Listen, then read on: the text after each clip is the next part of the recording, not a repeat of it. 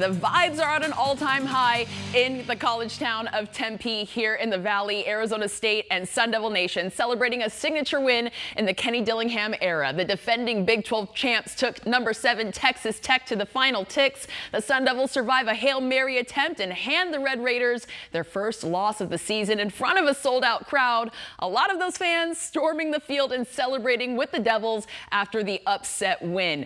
An electric atmosphere for a matinee game in between the Buttes. Sun Devils up 9-7 in the third quarter. Sam Levitt back after missing last week with a foot injury, and he finds Jordan Tyson for ASU's first touchdown of the game. Hey, there's Brandon Ayuk. He knows something about beating a top 10 team on Frank Cush Field. He was the hero in that 2019 win over a top 10 team, Oregon. Now the Red Raiders mounting a comeback in the fourth quarter. Will Hammond to Reggie Vigil for the touchdown, and the Tech Raiders take the lead up until Raleigh Brown caps off a 10-play, 75-yard drive to put ASU up 26-22.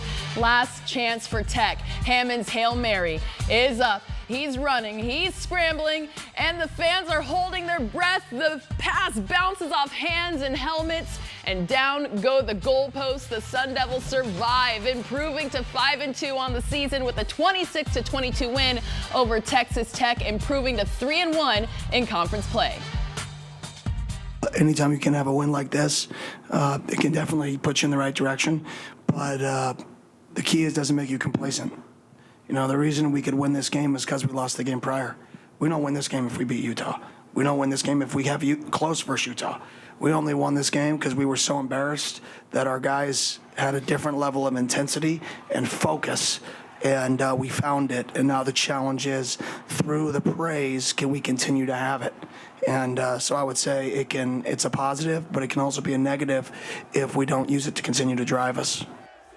Time to bring in our insider, Doug Franz, host of the Doug Franz Unplugged podcast. Doug, Sam Levitt, and he came to play in a major way after missing that blowout loss at Utah. What did you make of his performance today? Fantastic, incredible, whatever you want to call it. The only issues with ASU is what do they do when they get close to the red zone? Those field goals need to turn into touchdowns, but I'm not on the quarterback for that. There were so many positives today that all you can do is live in the positive with what he was doing. And here he is scrambling. And what I loved about it is how whenever he scrambles, he keeps his eyes down the field. And when you do that, that's the only way you're going to be able to find your open receivers. If you get worried about the pass rush, now you're scared to death, and that ends up costing you yards. And he didn't do that. And the reason why that's so impressive, that's the best front four in the Big 12. Right. Arguably second in college football to Miami. That's Miami and Florida. You never say the other one, but Miami and Florida. So this was a great performance from Sam. And he also gave credit to the O-line. They've been banged up. They had a true freshman in there, missing Ben Coleman, their best O-lineman for the season. They showed out and hung tough against a really tough defense. But ASU's defense, on the other hand, well, they showed up for 3.5 quarters, right? That fourth quarter was a little white-knuckling for Sun Devil Nation. It got interesting in the end, but what'd you think of what Brian Ward was able to dial up and how they executed? Well, you brought it up. I mean, it is important. Mississippi State really did happen, and the touchdown drive from Texas Tech really did happen. But a game is 60 minutes, and they were fantastic for most of it. What I loved what they did, and I have a question that I'm going to ask at Monday's press conference to Kenny Dillingham. Can you respect somebody too much? Listen, there's no team in the Big 12 that has a backup quarterback better than Dampier of Utah. Right. But it was almost as if they lost aggression against Utah because they were so worried about how great of a runner that he is. Sure. In this game, there was no fear whatsoever. They attacked, and quite frankly, Texas Tech didn't like it. And Texas Tech has been blowing out opponents. Will Hammond has been really solid throughout this season, but ASU wins its ninth straight game at home. Another sellout. They were in the stands and stayed throughout the whole game, as you saw, storming the field. But how much of a difference does that home field advantage, the noise, the heat sometimes, and just having that fan support, how does that rattle an offense like this? That's going toward the student section in the fourth quarter. Same players, same coaching staff, same opponent. 5 years ago, they don't win.